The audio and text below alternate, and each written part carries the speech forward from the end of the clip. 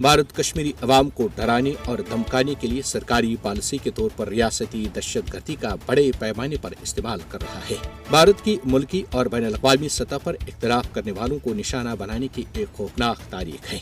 इंतहा पसंद मोदी की क़यादत में भारत अपने सिफारतखानों को खुफिया कार्रवाइयों के लिए जासूस सिफारतकारों के रूप में मोर्चों के तौर पर इस्तेमाल करता है।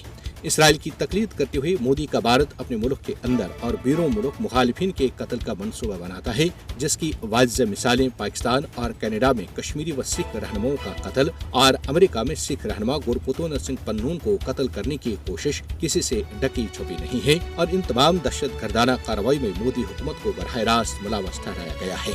कनाडा में खालिस्तान रहनुमा हरदीप सिंह निज्जर के कत्ल ने कनाडा और भारत के दरमियान सिफारती ताल्लुकात में इस कदर बिगाड़ पैदा किया कि दोनों ने एक दूसरे के सिफारती अमले को भी मुल्क बदर किया है, जबकि 6 फॉर जस्टिस नामी तंजीम के सरबराह गुरपुतुन सिंह पन्नून को कत्ल करने की कोशिश में भारतीय जासूस निखिल गुप्ता, जिसे रवां बरस अप्रैल में जमहूरियत चक में गिरफ्तार करके बादअज़ां अमेरिका के हवाले किया गया।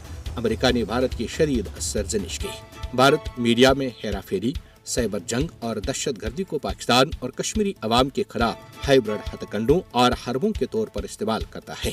पाकिस्तान को मुसलसल टारगेट किलिंग और बदनामी जमाना भारतीय एजेंसी इराक की जासूसी का सामना है। मोदी की तरफ से हिंदुत्व नजरिए की हिमायत असल में मजहबी दहशतगर्दी की एक शक्ल है।